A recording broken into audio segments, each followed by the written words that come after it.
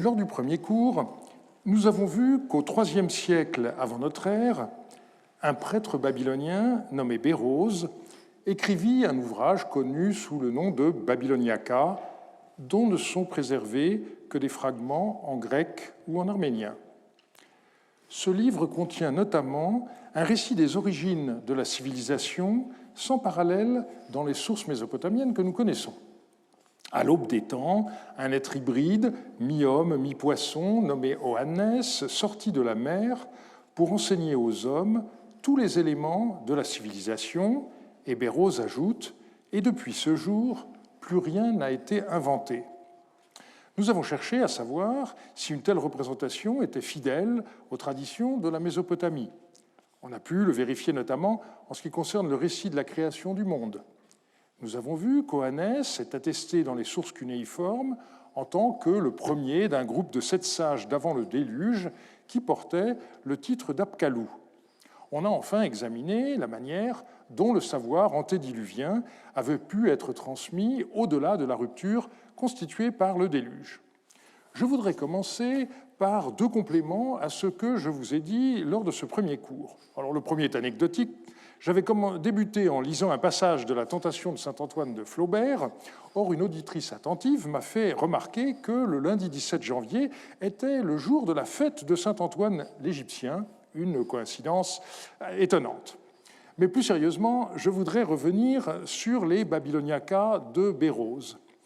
En effet, vient d'arriver à notre bibliothèque de l'Institut des civilisations le dernier numéro de la revue viennoise WZKM. Il contient un article de Marc Geller qui remet en cause radicalement un des présupposés des études sur Bérose. Nous avons vu que les citations des Babyloniaca sont connues par des textes grecs et arméniens, auxquels on peut ajouter un passage de Sénèque en latin. Mais en quelle langue Bérose a-t-il écrit ? Pour les spécialistes du monde hellénistique, il ne fait aucun doute que Bérose s'adressait en grec à un public grec. C'est ce présupposé que Geller remet en cause. Pour lui, il n'y a aucune raison de penser que Bérose ait écrit en grec. Il prend l'exemple du livre apocryphe d'Hénoch, qu'on pensait avoir été rédigé en grec jusqu'à ce que des fragments en araméen soient découverts à Qumran. Ils ont fait l'objet de la thèse de Michael Langlois, publiée en 2008. Mettant ces 2 situations en parallèle, Geller estime beaucoup plus probable que Bérose ait écrit en araméen et met en doute l'idée d'un lectorat grec. J'avoue que cet article m'a beaucoup intéressé, car il va dans le sens de ce que j'avais retenu comme approche. Il ne faut pas croire que Bérose ait déformé les traditions mésopotamiennes pour plaire à d'éventuels lecteurs grecs. Les Babyloniaca reflètent la vision babylonienne la plus authentique. Nous voilà donc confortés dans le point de départ de notre enquête. Nous avons vu que les préoccupations chronologiques tenaient une part importante dans ce qui nous est parvenu de l'œuvre de Bérose, et je voudrais étudier dans le cours d'aujourd'hui la façon dont le temps était appréhendé en Mésopotamie. Nous commencerons par voir comment les divisions du temps conduisaient à une conception cyclique de celui-ci. Nous essaierons ensuite d'analyser la manière dont l'écoulement du temps était ressenti par les habitants de l'ancienne Mésopotamie, et nous finirons en étudiant les moyens qu'ils avaient de remonter dans le passé grâce à différents genres de textes. Le compute du temps en Mésopotamie était purement cyclique. Le calendrier était rythmé à la fois par le soleil, alternance des jours et des nuits, succession des saisons, et par la lune, compute du temps avec des mois lunaires. Pour les anciens, cet ordre résultait d'une décision divine. Nous examinerons d'abord les traditions relatives à l'irruption du temps, puis les différentes unités qui le rythment, jours, mois, années, avant d'aborder la notion cruciale pour notre enquête de retour au point de départ. Nous possédons un certain nombre de récits cosmogoniques qui montrent clairement la conscience qu'avaient les anciens Mésopotamiens du caractère contingent du temps. Celui-ci n'a commencé à se dérouler qu'à partir du moment où le cosmos a été créé. Il a donc existé une période antérieure à l'irruption du temps, ce que Gonzalo Rubio a appelé le temps avant le temps. Un texte présargonique, découvert à Tello par Cros et publié par Thureau d'Angin, l'exprime de cette façon. À cette époque, les dieux Enki et Nunki n'étaient pas vivants, le dieu Enlil n'était pas vivant, la déesse Ninlil n'était pas vivante. À cette époque, dans cette période primordiale, en ces temps anciens, dans cette période primordiale, le jour ne brillait pas, la lumière de la lune n'apparaissait pas. Il n'est pas aisé de décrire le néant, et l'auteur de ce texte a procédé par une accumulation de négations. N'était pas vivant, ne brillait pas, n'apparaissait pas. C'est l'organisation du cosmos qui entraîna l'irruption du temps dans le monde. Et dans la mythologie sumérienne, c'est au dieu Enki que la création du temps était attribuée. Je cite un passage de ce que Kramer a appelé « Enki est l'ordre du monde ». « C'est toi qui nombres les jours, mets en place les mois, parachève les années, et quand chacune se clôt, expose au Conseil la décision exacte et déclare devant tous la sentence. » Et un peu plus loin, « Toi qui rumines ordres et décisions, qui arrêtes à bon escient les destins, toi qui fermes, puis une lacune, jour, qui mets les mois en place, qui fait arpenter le ciel aux étoiles, dont tu connais le nombre. » L'organisation du cosmos par le dieu Enki met en place les éléments qui permettent au calendrier d'exister. Et Enki était relayé dans cette tâche par la déesse Nisaba, à la fois responsable du grain et de l'écriture. À ce double titre, le compute du temps faisait partie de ses prérogatives, et on loue la déesse en ces termes, celle en présence de qui, sur la corde des nœuds indéfaisables, les jours se comptent au rythme de la lune. De nombreux concepts que nous utilisons très fréquemment dans notre référence au temps nous semblent des évidences.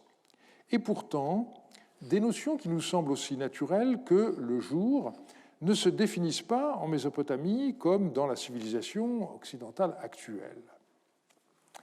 La succession des jours est l'expérience fondatrice dans l'expérience du temps. C'est ce que nous montre l'épopée de Gilgamesh. Et je vous renvoie aux 4 conférences qu'a faites au Collège de France ma collègue Eva Kanchik-Kirschbaum de Berlin il y a 2 ans et que vous pouvez voir ou revoir sur le site internet du Collège. Le passage qui nous intéresse se trouve à la tablette 11 de la version ninivite de l'épopée. Gilgamesh, souhaitant obtenir l'immortalité, demande à Utanapishti, le survivant du déluge, de lui raconter son aventure, espérant lui aussi gagner l'immortalité. Ayant achevé son récit, Utanapishti lance ensuite à Gilgamesh une sorte de défi. Je cite ici la traduction de Jean Bottero. « Essaie seulement de ne pas dormir 6 jours et 7 nuits d'affilée. » Mais Gilgamesh était à peine assis, accroupi, que le sommeil l'enveloppa comme un brouillard. Et Utanapishti de s'adresser à sa femme. « Regarde-moi ce gaillard qui prétendait vivre sans fin. Le sommeil l'a soudain enveloppé comme un brouillard. » Sa femme s'adressa à lui, Utanapishti le lointain. « Secoue-le donc, cet homme, qu'il se réveille et qu'il reprenne route, s'en retourne en paix, qu'il passe la grande porte et qu'il rentre chez lui. » Mais Utanapishti s'adressa à sa femme. « Les hommes sont trompeurs. Celui-là voudra te duper. Prépare donc sa ration quotidienne de pain que tu déposeras à sa portée, et tu marqueras sur la cloison les jours qu'il dormira. » Elle lui prépara donc sa ration quotidienne de pain, la déposant à sa portée et marquant sur la cloison les jours qu'il passait à dormir. La première portion se durcit, la deuxième moisit, la troisième resta humide, la quatrième eut sa croûte blanchie, la cinquième se piqueta, la sixième rassit, la septième était juste à point lorsqu'il secoua Gilgamesh et que l'homme se réveilla. Et Gilgamesh de s'adresser à lui, Utanapishti le lointain. « À peine le sommeil s'est-il répandu sur moi que tu m'as secoué et remis sur pied. » Mais Utanapishti s'adressa à lui, Gilgamesh. « Compte plutôt, Gilgamesh, compte tes rations quotidiennes de pain, et je te montrerai les jours que tu as dormi. La première est durcie, la deuxième moisie, la troisième reste humide, la quatrième a sa croûte blanchie, la cinquième est piquetée, la sixième racise, et la septième était juste à point lorsque je t'ai secoué et que tu t'es réveillé. Utanapishti estime que le compte des jours par des encoches aurait pu ne pas convaincre Gilgamesh sur la durée de son sommeil, mais l'état de plus en plus avarié du pain qui a été cuit chaque jour montre sans contestation possible que le sommeil de Gilgamesh a occupé 6 jours et 7 nuits. Pour nous, le jour se définit du lever au coucher du soleil. De fait, un certain nombre de textes mésopotamiens évoquent lever et coucher du soleil dans cet ordre, comme ce texte médical. Si les deux tempes d'un homme lui font mal, du lever du soleil au coucher du soleil. La traduction lever du sommeil n'est pas littérale, l'acadien dit la sortie du soleil. La conception mythologique sous-jacente est celle du soleil qui sort des montagnes orientales. En effet, l'est de la Mésopotamie est barré par les montagnes du Zagros. On trouve dans la glyptique de très belles représentations de cette scène. Sur ce sceau d'époque paléo-acadienne, on voit le dieu soleil Shamash émerger des montagnes, tenant une scie dans sa main gauche, tandis que des rayons sortent de ses épaules. La scène est encadrée par 2 divinités qui ouvrent les vantaux d'une porte dont le sommet est orné par des animaux. Contrairement à ce qu'on trouve souvent écrit, la scie que porte Shamash dans sa main gauche n'est peut-être pas l'instrument avec lequel il aurait scié les montagnes. Selon une hypothèse très intéressante de Christopher Woods, ce serait la scie avec laquelle le dieu a tranché les destins, car c'est pendant la nuit que Shamash prend les décisions que les devins peuvent ensuite connaître en prenant les présages. Quoi qu'il en soit, la scie est devenue un des symboles avec lequel le dieu Shamash est souvent représenté. Il s'agit de ce que les Mésopotamiens appelaient une arme divine. L'idéogramme qui désigne le jour représentait au départ le soleil levant. Telle est la forme qu'on trouve dans les tablettes de l'époque d'Uruk vers 3000 avant notre ère. Puis l'écriture pivota de 90 degrés vers la gauche et se segmenta, donnant naissance au signe cunéiforme classique qui désigne à la fois le jour, le soleil et ce qui éblouit, le blanc, qui, faut-il le rappeler, n'est pas une couleur. Le soleil était par ailleurs conçu comme un disque shamshum. Dans certains présages, on indique que le dieu Shamash demande à un individu de lui offrir un disque pour obtenir sa guérison. Je cite, « Shamash demandera un disque solaire à cet homme en échange de sa vie, c'est-à-dire pour le guérir. » De fait, on a retrouvé lors de la fouille de l'Ebabar, le temple de Shamash à Larsa, 2 très beaux médaillons en électrum, décorés au filigrane et à la granulation. Il s'agit sans doute de disques votifs de ce genre. Que se passait-il pendant la nuit ? Il est intéressant de voir comment ce retour du soleil à son point de départ est décrit dans un texte grammatical. Le jour retourne à son ama. Le mot ama désigne au sens propre la mère, la maman, et de ce fait aussi le point de départ, l'origine. Les Mésopotamiens, en bons platistes, pensaient que le soleil, après s'être éteint, traversait la Terre de manière souterraine d'ouest en est pour réapparaître au même endroit que la veille, dans la splendeur de sa lumière renouvelée. C'est la raison pour laquelle le soleil fut associé aux enfers, un point que je me contente de mentionner aujourd'hui. Du coup, ce point de repère temporel devient aussi un point de repère spatial, de la même manière qu'en français, on trouve les termes de levant et couchant pour désigner les 2 points cardinaux, est et ouest. On trouve cette définition du domaine du dieu Enlil depuis la montagne du Levant jusqu'à la montagne du Couchant.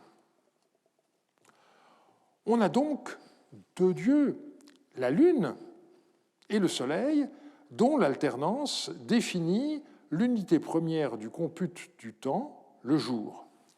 C'est ce qu'indique explicitement un texte mythologique sumérien, l'exaltation d'Inanna Ishtar. Je cite, « Au commencement, Anu, Enlil et Ea ont fait le partage des parts. Pour les deux dieux qui veillent sur les cieux et la terre et ouvrent la porte d'Anu, pour Nana Sin et pour Utu Shamash, par le jour et la nuit, il y eut deux parts égales. De la base des cieux jusqu'au sommet des cieux, on leur assigna leurs tâches quotidiennes. Comme des sillons se jouxtent toutes les étoiles du ciel, tels les bœufs, eux les dieux qui marchent devant, leur font prendre le bon chemin. » Le problème se pose quand même de l'unité de temps jour. Pour nous, c'est une évidence, le jour commence à partir du lever du soleil. Mais en Mésopotamie, le jour commençait à partir du coucher du soleil. C'est ce que montre, par exemple, cette tablette très célèbre, qui a été présentée comme un rituel, mais ce terme doit être réservé à des textes prescriptifs. Or, on a affaire ici à un document descriptif, puisqu'il s'agit d'un compte de dépenses cultuelles à Larsa, daté de l'an 2 de Rimsin, donc de la fin du XIXe siècle. Ce bilan comptable couvre la période allant du 15e au 24e jour du 11e mois. Or, on remarque que les offrandes quotidiennes y commencent le soir, désignées en sumérien par A2 ou 4 Tena, mot à mot quand le jour fraîchit, en akkadien Lilatum. Le repas correspondant est en sumérien Kinsig. On a ensuite le matin, en sumérien A2 Goudeux Ziga, en akkadien Shertum, et le repas correspondant est Kin Nim. Voilà donc pour le rythme avec lequel les dieux étaient nourris une fois à la tombée de la nuit et ensuite au lever du soleil.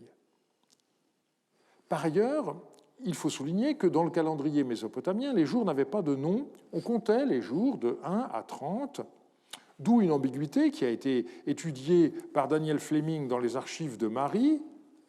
Quand on rencontre l'expression Ishtu ou 4x kam, faut-il comprendre depuis x jours ou bien depuis le temps? La solution dépend du contexte. Contrairement au français, l'akkadien distingue le jour comme unité de temps, umum, du jour qui s'oppose à la nuit. La nuit se dit mushum et le jour urrum. Différents moments de la nuit et du jour existaient dans la langue courante. Au sein de la nuit, on distinguait la soirée, lilatum, la nuit, mushitum, et l'aube, shertum. Dans la journée, le petit matin était désigné par katsatum, le froid, et la sieste par mutslalum. De manière plus technique, la nuit et le jour étaient chacun subdivisés en trois parties dites veille, sumérien en-nun, équivalent akkadien, matsartum, qui portaient chacune un nom. La première veille s'appelait bararitum, la seconde kablitum et la troisième namaritum. On en trouve par exemple mention dans le compte-rendu d'un rêve, dans une lettre de Marie, un songe vu pendant la première veille de la nuit, bararitum, est déclaré ne pas compter par un devin. De la même manière, un astrologue néo-assyrien précise au roi le moment où une éclipse de lune s'est produite, je cite, « Une éclipse s'est produite le 14 de Sivan, qui est le troisième mois, durant la troisième veille. » L'interprétation de l'éclipse devra tenir compte du moment précis où elle s'est produite. Le jour était subdivisé en 12 bérum, ce qu'on traduit généralement par double heure, mais ceci n'est pas important pour l'approche d'aujourd'hui.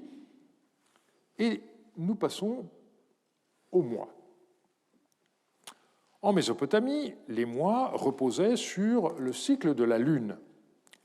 À cause du genre en français, nous disons la Lune, à cause des déesses de la Lune, Séléné chez les Grecs et Luna chez les Romains, nous pouvons être étonnés du fait que les Mésopotamiens considéraient la Lune comme un dieu, appelé Nana en sumérien et Sin en akkadien.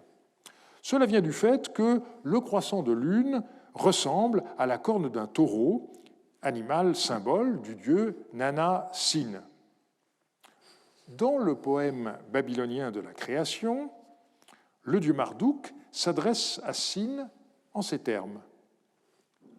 Au début du mois, brille sur le pays, resplendis avec tes cornes pour marquer les 6 premiers jours.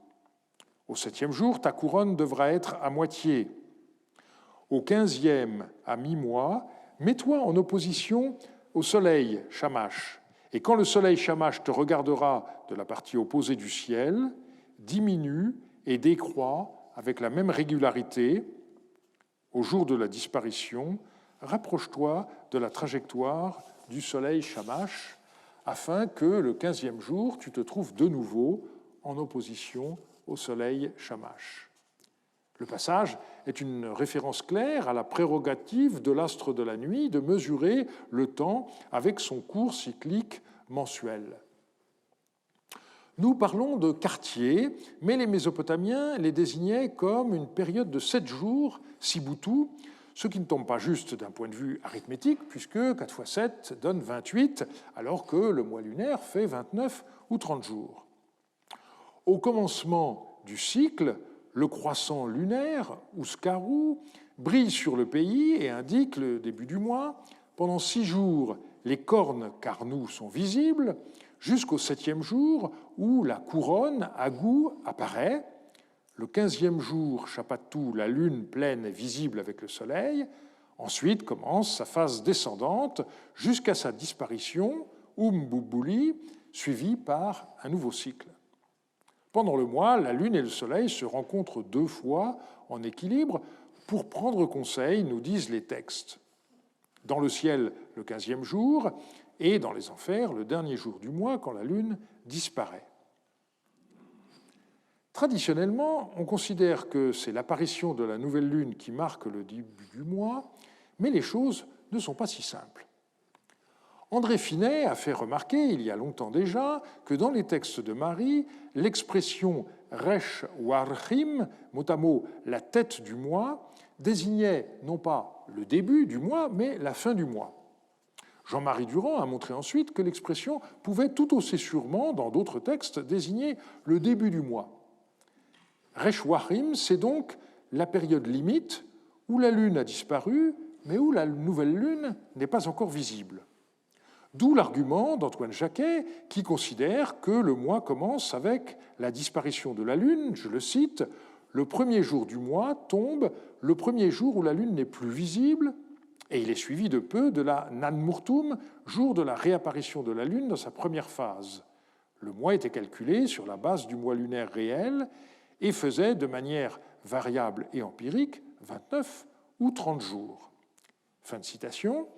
Plus récemment, il a indiqué qu'il y avait 2 manières de fixer le début du mois. Nous sommes habitués à considérer que c'est le moment où le premier croissant de lune apparaît, comme dans le calendrier hébraïque ou musulman, ce qu'on appelait en akkadien Nanmurtum. Mais en Égypte ou dans la Grèce classique, le mois débutait au moment où la lune disparaît, ce qu'on appelait en akkadien Bibloum ou Bibbouloum. Il semble assurer qu'à Marie, il en allait de même. Dans ce système, le mois durait donc 29 ou 30 jours après la disparition de la lune, et la pleine lune se produisait le 16 du mois. La tradition sumérienne du sud de l'Irak semble plutôt situer le début du mois à la Néoménie. Un autre débat a porté sur la durée du mois. Il est de fait que l'idéogramme qui sert à noter le mois est constitué par le signe du jour, Oud, à l'intérieur duquel on inscrit le chiffre 30. Par ailleurs, le dieu lune est associé au chiffre 30. Faut-il en conclure que les mois avaient uniformément 30 jours ? Selon certains auteurs, la durée irrégulière du mois lunaire aurait gêné les administrateurs qui auraient imposé un mois artificiel de 30 jours. Tel est notamment le point de vue qui a été développé par Michel Tenray, mais il m'a été possible de réfuter son argumentation. Je ne rentrerai pas dans le détail technique, vous renvoyant à l'étude que j'ai récemment publiée.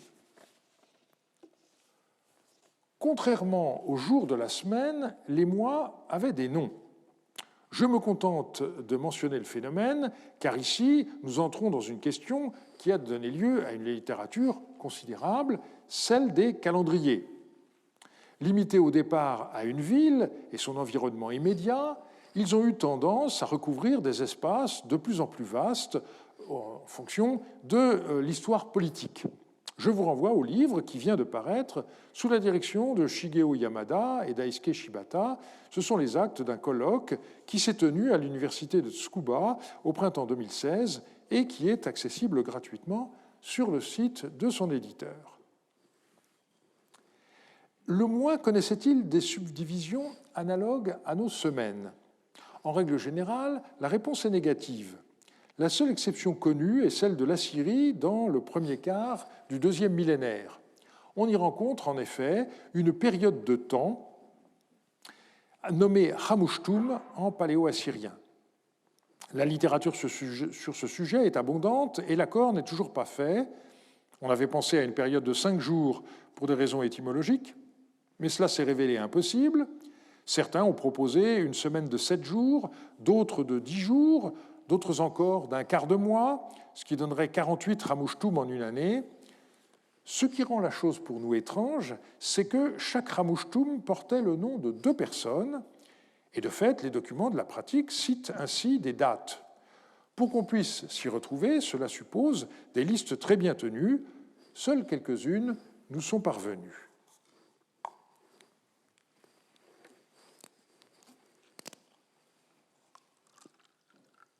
Après le jour et le mois, venons-en à l'année.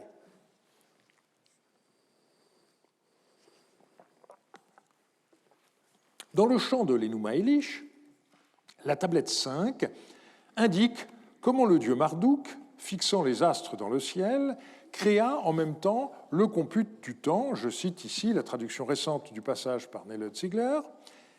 Il façonna un emplacement pour les grands dieux, il établit les astres, les constellations comme leurs reflets. Il créa la notion d'année en fixant la limite et suscita les 12 mois avec 3 étoiles chacun. Je ne me livrerai pas ici à un commentaire astronomique de ce passage et je renverrai au livre de Roumen Kolev sur le texte dit Astrolabe. Il faut simplement rappeler à quel point ce qu'on appelle le lever héliaque de Sirius avait une importance extrême dans le calendrier de l'année agricole. Hervé Reculot a publié, il y a 20 ans, 2 lettres de Marie qui font allusion à cela sous le nom de lever de l'étoile du Joug comme point de repère chronologique par rapport à la crue de l'Euphrate, qui était évidemment un moment extrêmement sensible. Le problème pour les anciens était de concilier un calendrier fait de 12 mois lunaires de 29 ou 30 jours, soit 356 jours, avec l'année solaire qui compte 11 jours de plus. Les calendriers du lunisolaire résolvent le problème par l'introduction de mois intercalaires, en moyenne 1 tous les 3 ans. Généralement, l'intercalation se faisait après le 6e ou le 12e mois. Pendant longtemps, une telle décision fut l'apanage des rois. Nous possédons à ce sujet une lettre de Hammurabi de Babylone qui est très claire. Cette année doit avoir un mois supplémentaire. Le mois qui vient doit être écrit Kin Dingirinana de Kamma, autrement dit, le deuxième Kin Inanna, c'est-à-dire le mois 6 bis dans notre compute. La lettre poursuit, et au lieu de l'ordre de faire arriver la taxe Igisum à Babylone le 25 du mois d'Usis Q3, c'est-à-dire le mois 7, elle doit arriver le 25 du mois Kin Dingirinana de Kamma.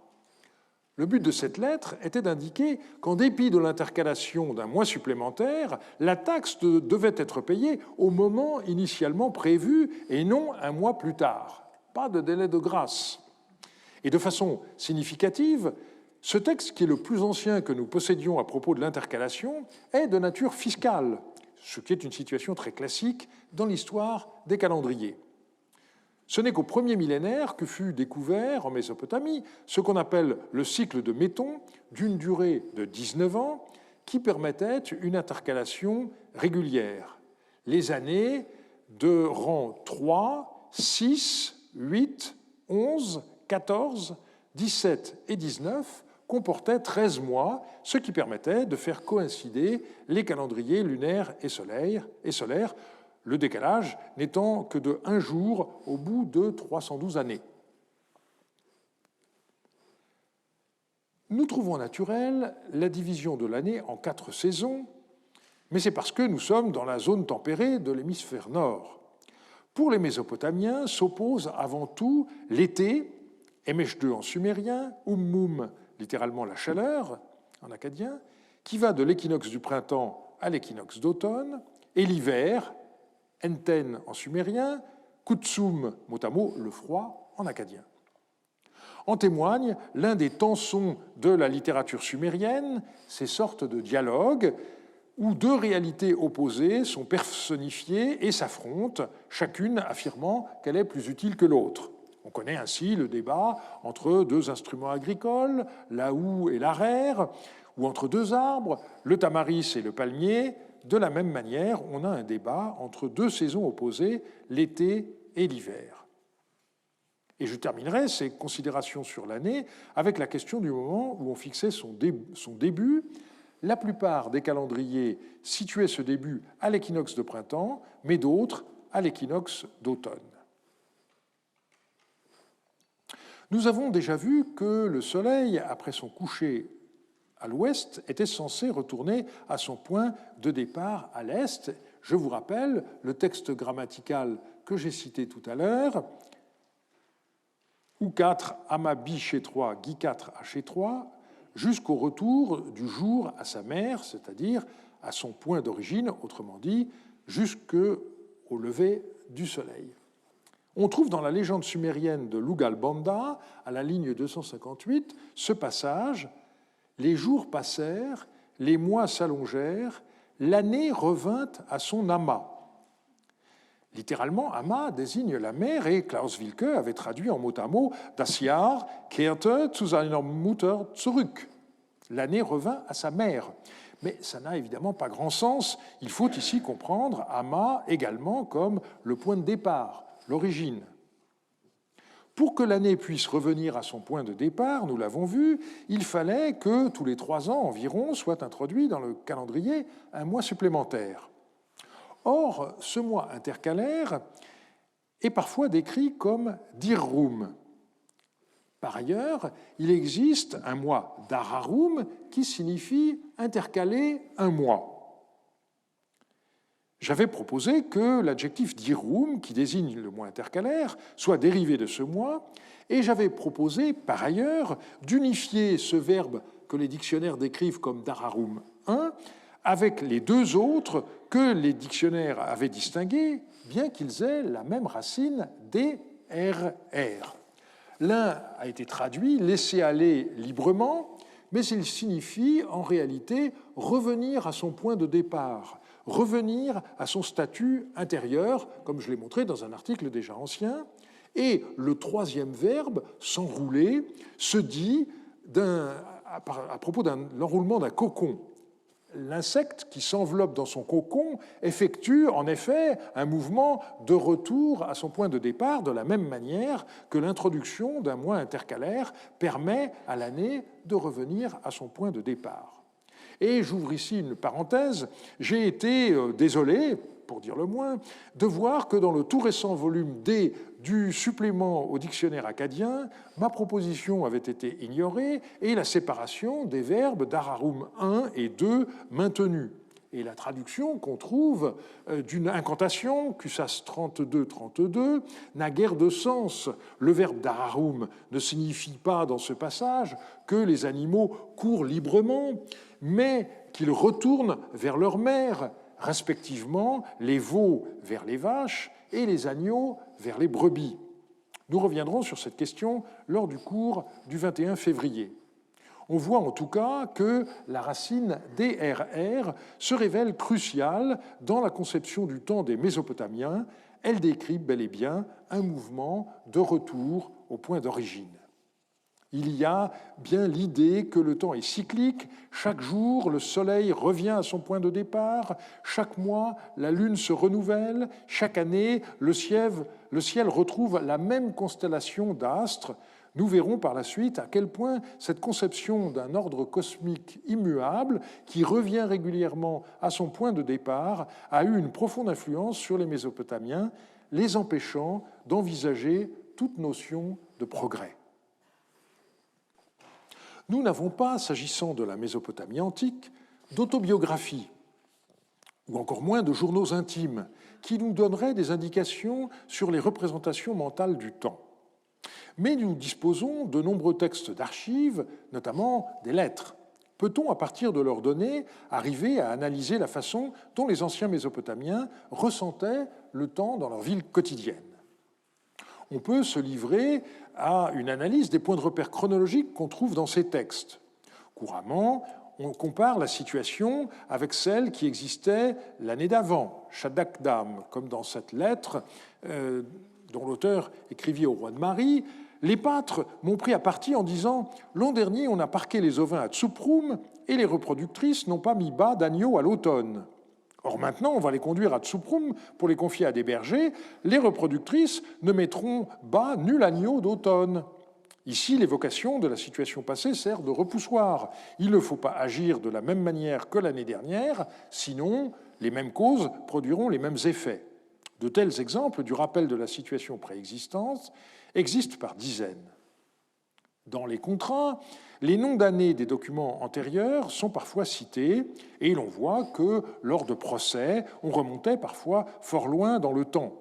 Dans les archives privées, les titres de propriété, transmis de génération en génération, pouvaient facilement remonter à plus d'un siècle. C'est ainsi qu'on trouve, dans les archives de la maison d'Urutu, détruite en l'an 18 d'Amit-Saduqa, soit en 1628 avant notre ère, des contrats vieux de plus de 150 ans. Dans la vie économique courante, il est souvent fait allusion à l'échéance des prêts qui devaient être remboursés. Elle était le plus souvent fixée de façon vague, le jour de la moisson.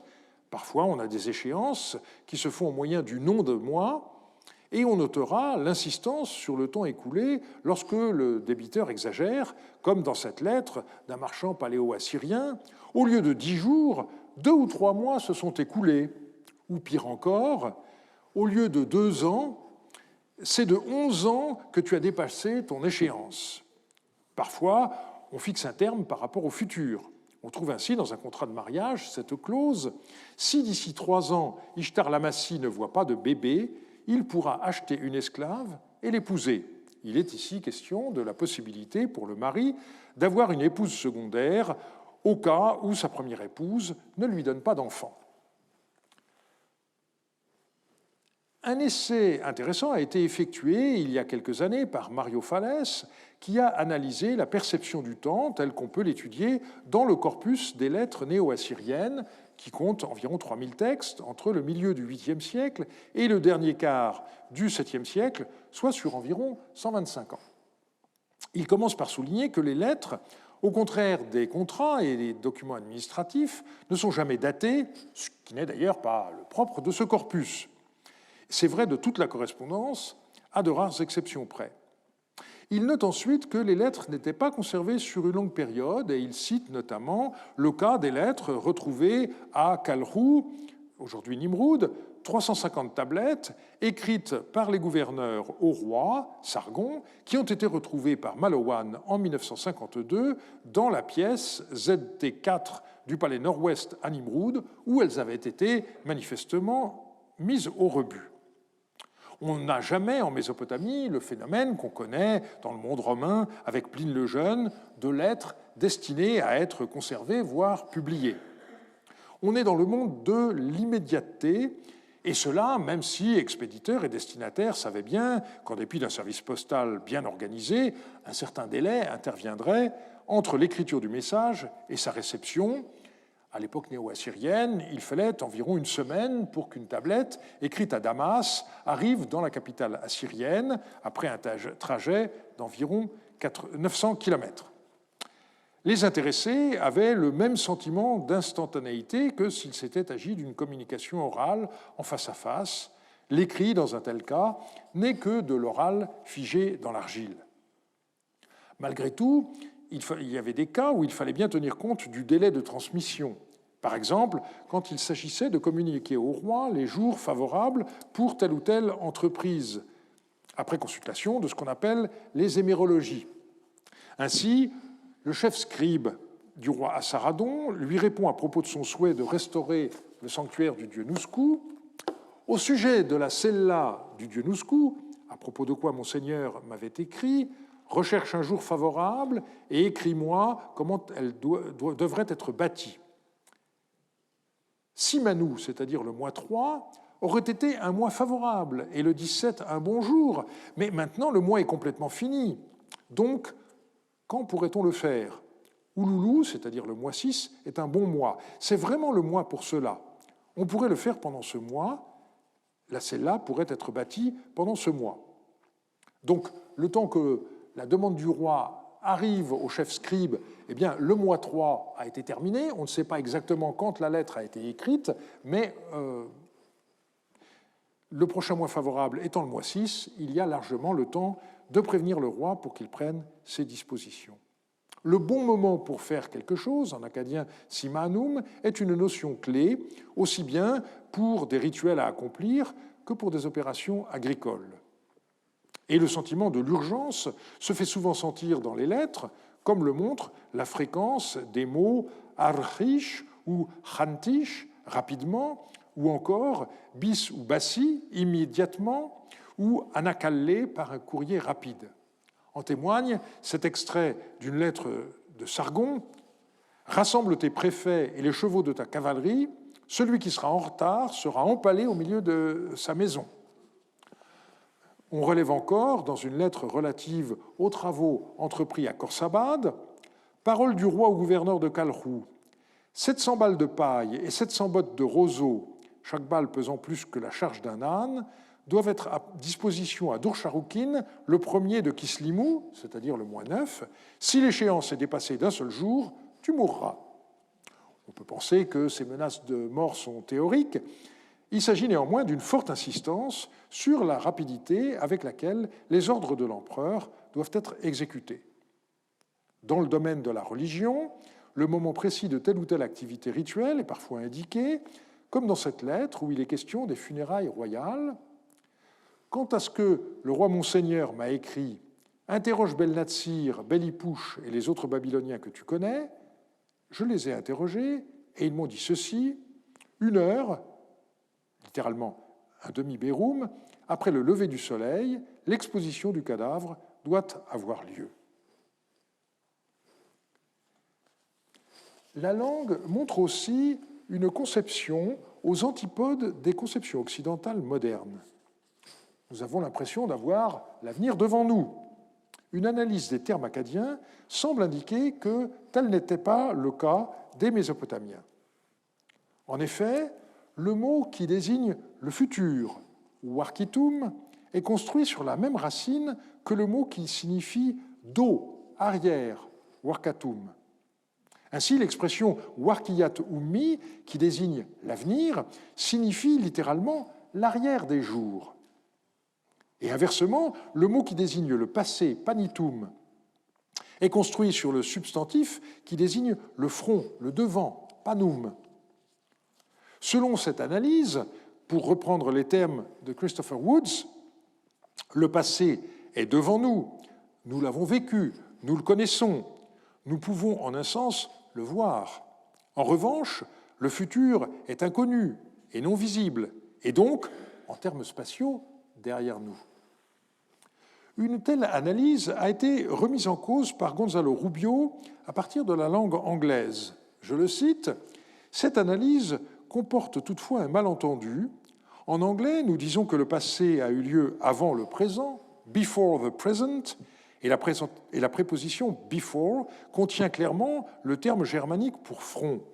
De même, nous disons que le futur vient après le présent, after the present, et la préposition after est apparentée au gothique aftra, dos, arrière. Donc, pour Rubio, il en va de même en anglais qu'en acadien. Mais je ne suis pas sûr que cette objection soit très pertinente dans la mesure où elle repose sur des étymologies savantes qui n'ont rien d'évident. Tel n'est pas le cas des langues sémitiques, dans lesquelles le locuteur est parfaitement conscient de l'appartenance des mots à une même racine. Il me semble donc que cette idée d'une vision rétrograde de la progression dans le temps est à conserver.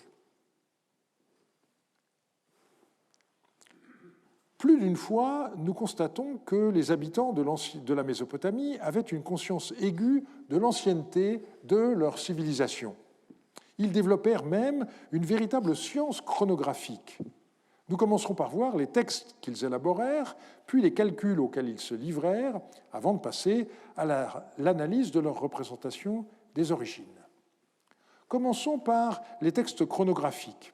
Ici, il faut évidemment faire très attention. Certains textes qui sont qualifiés par les assyriologues d'historiographiques n'ont rien à voir avec l'histoire telle qu'elle est conçue de nos jours. Le rédacteur d'une chronique babylonienne n'est pas un vieux collègue à nous, et le terme d'historien me semble à éviter. C'est pourquoi je préfère parler de textes chronographiques plutôt que d'employer le terme historiographique, comme cela a souvent été fait dans des études qui, par ailleurs, sont remarquables, y compris par des savants aussi sensibles au risque d'anachronisme comme Mario Liverani. Je commence par les listes royales. Il s'agit de documents qui donnent en général une séquence de noms avec un chiffre. C'est le nom de souverains avec le nombre de leurs années. Certaines contiennent des données que nous qualifions d'historiques, comme la liste des rois de Larsa. Elle énumère tous les souverains qui ont régné à Larsa, de Naplanum jusqu'à Samsuiluna. D'autres offrent un mélange de données historiques avec des données que nous qualifions de légendaires, comme la liste royale sumérienne, qui, comme nous l'avons vu, commence avec les rois d'avant le déluge. Le manuscrit le plus complet de ce texte, le prisme dit de Weld-Blundell, conservé à Oxford, commence par le premier roi antédiluvien, Alulim, et va jusqu'à Sin-Magir, l'avant-dernier roi de la première dynastie d'Isin au XIXe siècle, qui lui est tout à fait historique. Parfois, de telles listes n'ont pas été reconnues comme telles au premier abord, parce que quantité plus nom propre, ça peut être trompeur. C'est ce qui est arrivé pour la première liste des Shakanaku de Mari, qui a été publiée comme un texte administratif dans le tome 22 des Archives royales de Mari, et c'est Jean-Marie Durand qui l'a identifié et réédité avec une autre liste, également, hélas, fragmentaire. Souvent, mais pas toujours, les scribes font à la fin le total du nombre de rois et des années. C'est sur de telles listes que repose la chronologie historique de la Mésopotamie. Les difficultés pour les historiens contemporains sont de deux ordres. Tout d'abord, certaines de ces listes ne sont pas complètes.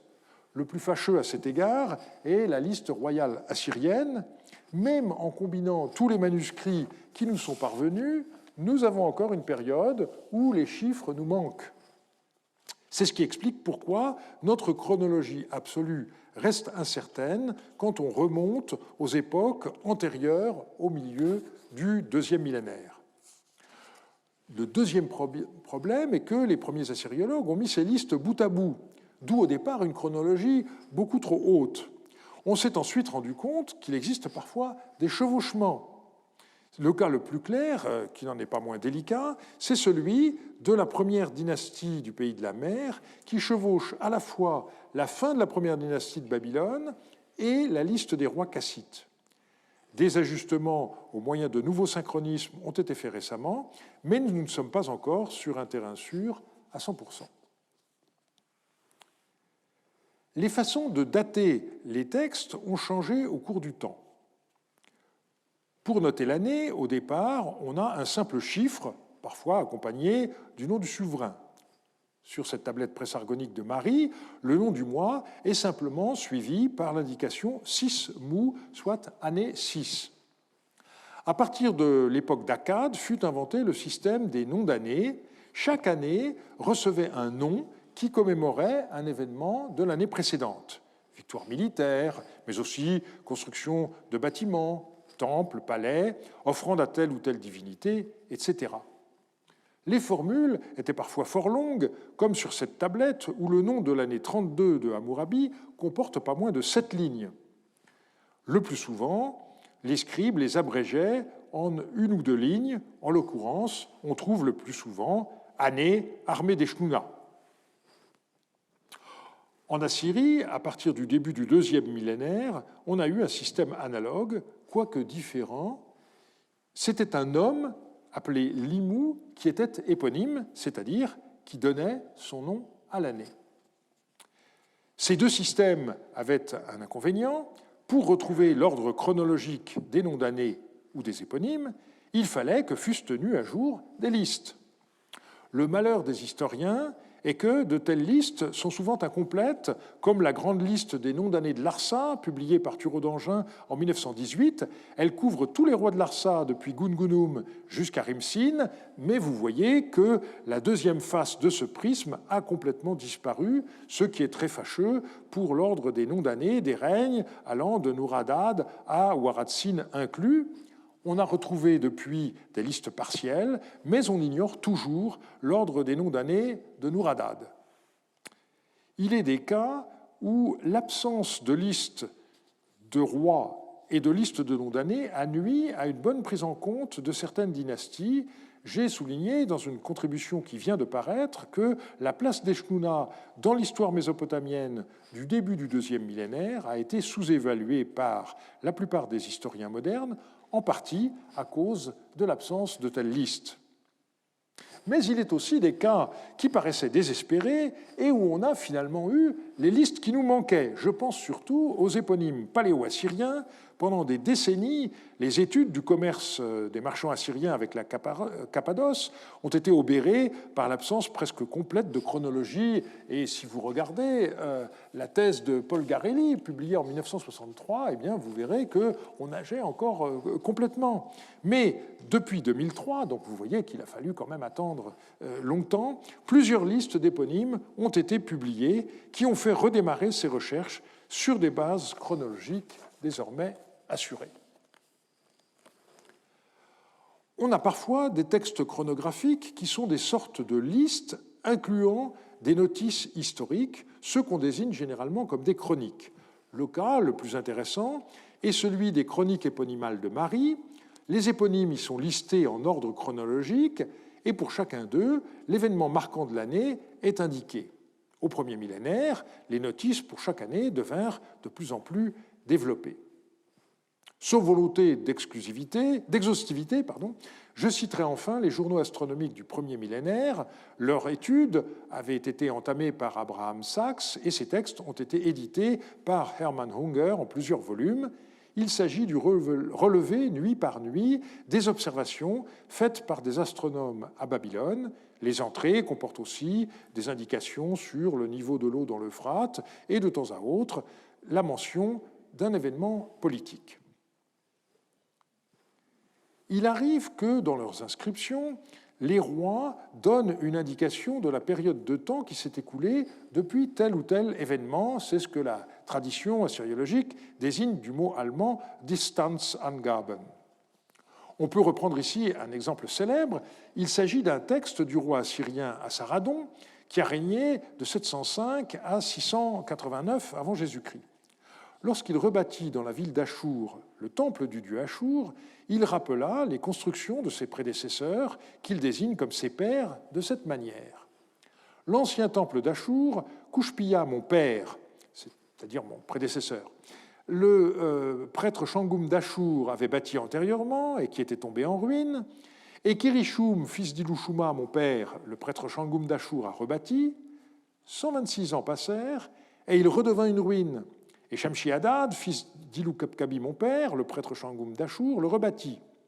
434 ans passèrent, et ce temple fut détruit par le feu. Salmanasar, fils d'Adad-Nérari mon père, le prêtre Shangoum d'Achour, le rebâtit. 580 ans passèrent et le sanctuaire intérieur, demeure de Monseigneur, Achour, la construction du sommet, le sanctuaire des images Koubou, le sanctuaire des divinités astrales, le sanctuaire d'Ea, étaient devenus hors d'état, délabrés et vieux. Or, on a retrouvé une inscription de Salmanasar Ier, roi du XIIIe siècle, relative à ce même temple. Je cite, « Quand l'Erursag Kurkura, l'ancien temple, Kouchpia mon père, le prêtre Shangoum d'Achour, avait bâti antérieurement, et qui était tombé en ruine, et qu'Erichoum mon père, le prêtre Shangoum d'Achour, a rebâti, 159 ans passèrent et il redevint une ruine, et Shamshi-Adad également mon père, le prêtre Shangoum d'Achour, le rebâtit, 580 ans passèrent, et ce temple fut détruit par le feu. » On voit que, pour l'essentiel, Assaradon a reproduit ce texte, ne faisant qu'ajouter les noms des pères des rois, ce qui montre qu'il avait des sources supplémentaires à sa disposition, mais on constate que les chiffres donnés pour les distances temporelles ne sont pas exactement les mêmes. On a d'un côté 126 ans, de l'autre 159. Ce qui compte pour moi ici, ce n'est pas de comprendre pourquoi, et d'en tenir compte pour la chronologie absolue, cela a été fait. Ce qui est important, de mon point de vue, c'est de constater que les rois avaient à leur disposition des listes qui leur permettaient ce type de calcul et qu'ils avaient à la fois une conscience aiguë de l'écoulement du temps et les moyens de le quantifier. En l'occurrence, pour les Assyriens, ces moyens, c'étaient les listes d'éponymes qui étaient régulièrement tenues à jour, règne par règne, et qui permettaient assez facilement ce type de calcul. Dans les deux cas, il est intéressant de voir que le premier roi mentionné, Ushpia, n'a pas de date associée, et pour cause, il n'y avait pas encore d'éponyme à son époque. Mais on peut aller plus loin. Aucune inscription à son nom n'a été retrouvée, et ni Erichoum ni Shamshi-Adad ne parlent de ses travaux dans leurs propres inscriptions. Or, la liste royale assyrienne le mentionne parmi, je cite, les 17 rois qui vivaient sous la tente. Il s'agissait manifestement, pour Salmanasar, puis Assaradon, de faire remonter la construction du temple d'Achour à la plus haute antiquité. On retrouve ce désir de remonter aux origines. Le temple d'Achour, construit par Ushpia, était parfait. Il s'est régulièrement détérioré au cours du temps, et chaque roi qui est intervenu a tenté de le restaurer dans sa perfection originelle. Nous reviendrons plus tard sur cette thématique. Nous voyons donc que les Mésopotamiens avaient des instruments très précis pour remonter dans le passé. Il nous faut maintenant revenir au début de notre enquête sur les origines de la civilisation mésopotamienne. Nous avons vu la semaine dernière qu'aussi bien la liste royale sumérienne que les Babyloniacas de Bérose attribuent des durées extravagantes au règne des rois antédiluviens. Comment expliquer une telle façon de se représenter les origines? Lorsqu'on fait le calcul de la durée totale de la période antédiluvienne, en additionnant la durée de tous les règnes indiqués par Bérose, on obtient 120 saroïs, soit 120 fois 3600 ans, c'est-à-dire 432 000 ans. Gerd de Breuker en a conclu à une volonté de remonter le plus loin possible dans le temps, plus loin que les Grecs, plus loin que les Égyptiens. Je ne suis pas sûr que Bérose se soit situé dans une telle perspective. Ce chiffre de 432 000 ans ne se rencontre pas dans les textes mésopotamiens qui nous sont parvenus. La liste royale sumérienne aboutit seulement à 241 200 ans, mais il est vrai pour seulement 8 rois. Le fait que le total des chiffres donnés par Bérose tombe rond, 120 saroïs, n'est pas dû au hasard et en réalité n'a sans doute pas été établi en faisant le total des règnes. C'est même le contraire qui a dû se produire. On a attribué au roi des nombres d'années tels qu'on aboutisse à ce total de 120 saroïs. Ce chiffre représente en effet ce qu'on appelait en astronomie une grande année, c'est-à-dire le temps qu'il fallait pour que tous les corps célestes reviennent à la même place dans le ciel. Autrement dit, le déluge ne s'est pas produit à un moment anodin. Il s'est déclenché dans la même configuration céleste que celle de la création. Mais la sorte de nouvelle création qui se produisit avec le déluge se fit sur un mode dégradé. La liste royale sumérienne indique que la durée de vie des rois a diminué ensuite drastiquement. Après le déluge, la royauté se transporta à Kish et le premier roi régna seulement 1200 ans. Ses successeurs régnèrent en général plusieurs centaines d'années, mais les chiffres diminuent au fil du temps. Gilgamesh lui-même n'est crédité que d'un règne de 126 ans, de sorte que l'impression qui reste est celle d'une sorte de nostalgie des origines, moment de perfection plus jamais égalé. Il nous faut conclure pour aujourd'hui. Je voudrais mettre l'accent sur le fait que notre héritage à l'égard de la civilisation mésopotamienne est indéniable en ce qui concerne la quantification du temps. La division de l'année en 12 mois et de la minute en 60 secondes nous viennent tout droit de Babylone. Et l'on sait que le calendrier est un des aspects les plus conservateurs dans l'histoire des civilisations. Après tout, c'est le seul domaine où la Révolution française n'a pas réussi à imposer durablement le système décimal. La semaine prochaine, nous verrons comment toutes les inventions importantes des Mésopotamiens furent mises au compte de divinités, à commencer par celle de l'écriture. Nous étudierons le processus de transmission des textes du IIIe au 1er millénaire, en aboutissant à des catalogues dans lesquels les œuvres étaient attribuées au dieu Enki Ea ou à des figures fameuses du passé, comme les sages Apkallu. Je vous remercie de votre attention.